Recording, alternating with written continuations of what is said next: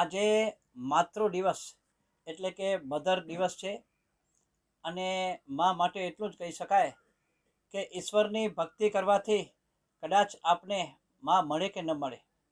ઈશ્વરની ભક્તિ કરવાથી કદાચ આપણને મા મળે કે ન મળે, પરંતુ માની ભક્તિ કરવાથી ઈશ્વર જરૂર મળે છે, ઈશ્વર જરૂર મળે છે.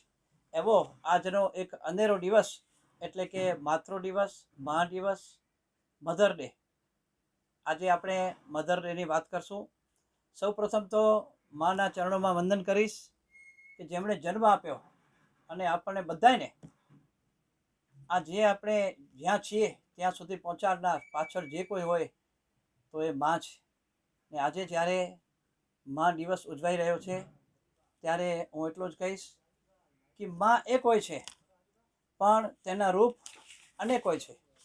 અનેક રૂપમાં માને આપણે જોઈ શકીએ છીએ. આજે નિસ્વાર્થ પ્રેમ જો કોઈનો હોય ને તો માનો હોય છે.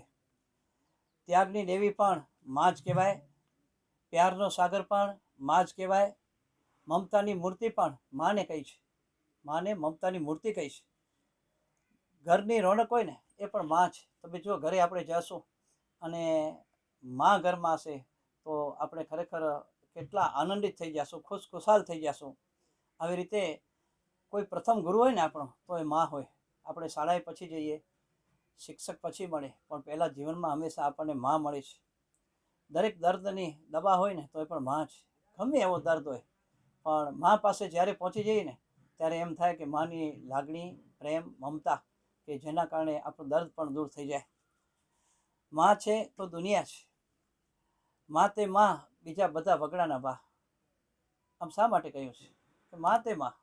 જેની મા નથી ને એની તમે દશા જો, અનાથ હશે એની પણ દશા જો. આજે આપણને મા મળી છે તો આપણે પણ ભાગ્યશાળી છીએ કે આપણને પણ એક મા મળી છે.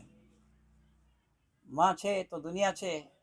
બસ મા તે મા, બાકી બધાએ વગડાના બા. દુનિયાનું પહેલું તીરથ માને ગયું છે. શા માટે? કારણ કે સૌથી પહેલું તીરથ હોય ને તો મા છે. અને ગોળ વિના સૂનો કંસાર, મા વિના સૂનો સંસાર. મા વિના તો સૂનો સંસાર છે. અમારી પાસે ઘણા અનાથ બાળકો આવતા હોય, અનાથ લોકો આવતા હોય, અનાથ દીકરીઓ આવતી હોય, ત્યારે અમને પણ એમ થાય કે જો એની મા નથી કેટલી દુઃખી છે. સૌ માતાઓને મારા આજના દિવસે નમન અને પ્રણામ. આજે માતૃ દિવસની, મધર ડેની દરેક માતાઓને ખૂબ ખૂબ શુભેચ્છાઓ પાઠવું છું. દરેકને જન્મ આપનારી કોણ છે? આખરે તો મા છે. આપણે બધાએ ગમે એટલો ગૌરવ લઈએ, ગમે એટલા આગળ વધ્યા છે, પણ એની પાછળ કોણ છે? એની પાછળ આપણી મા છે.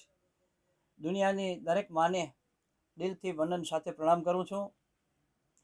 આપણને બાળકમાંથી અહીં સુધી પહોંચાડનાર મા છે. આપણે જે કાંઈ છીએ એ મા થકી છીએ. બાળકમાંથી ઉછેરી આપણને મોટા કરનાર મા છે. અનેક મુશ્કેલીઓ વેઠી આપણને અક્ષર જ્ઞાન આપી ટોચ ઉપર પહોંચાડનાર મા હોય છે.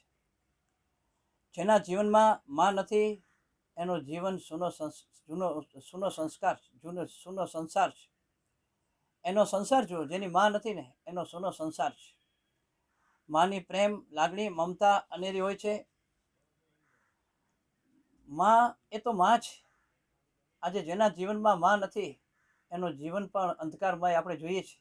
કે નાનપણથી, બચપણથી બિચારો ઉછેરીને મોટો થાય ત્યાં સુધી અનેક મુશ્કેલી વેઠતો હોય છે મા વગર. તો આપણને મોટા કરવા પાછળ મા એ અનેક દુઃખો, મુશ્કેલીઓ, કષ્ટ વેઠ્યા છે. આજે જ્યારે મા દિવસ, માતૃ દિવસ, મધર દિવસ આપણે ઉજવી રહ્યા છીએ ત્યારે આપણને આજના દિવસે એટલો સંકલ્પ કરવો જોઈએ કે દરેક વ્યક્તિ પોતાની માની સાર સંભાળ લેશે. આપણે માની સારી રીતે સંભાળ લેશું, માને દુઃખી નહીં કરીએ અને માનું કયું કરશું તો મને લાગે છે કે આજે આપણે મધર દિવસ જ્યારે ઉજવી રહ્યા છીએ, માતૃ દિવસ ઉજવી રહ્યા છીએ, મા દિવસ ઉજવી રહ્યા છીએ, એની સાચી ઉજવણી તો જ કહેવાશે જ્યારે આપણી જે માતાઓ છે એને આપણે કોઈ પણ હિસાબે દુઃખી થવા ન દઈએ, એને મુશ્કેલીઓ વેઠવા ન દઈએ. જીવનમાં સુખી થવું હોય ને તો ખરેખર માની સેવા કરજો. અમે ઘણા દાખલા જોયા છે અને અનુભવીએ છીએ. માનવજ્યોત સંસ્થામાં આજે અમે જોઈએ છીએ કેટલા પણ આવતા હોય છે દીકરીઓ આવે, યુવતીઓ આવે, મહિલાઓ આવે ત્યારે એમની પાછળ આપણે એની કરુણ કહાની જોઈએ ને ત્યારે આપણને એમ થાય કે મા વગર એ કેટલા દુઃખી છે. આજે મા નથી તો એમને કેટલી મુશ્કેલી અનુભવવી પડી છે. તો આજના દિવસે આપણે એટલો સંકલ્પ કરીએ કે આપણી માને, આપણી જન્મદાતારી છે, એને ક્યારે પણ દુઃખી થવા ન દઈએ એવી મારી આપ સૌને આજના દિવસે નમ્ર પ્રાર્થના સાથે નમ્ર વિનંતી છે.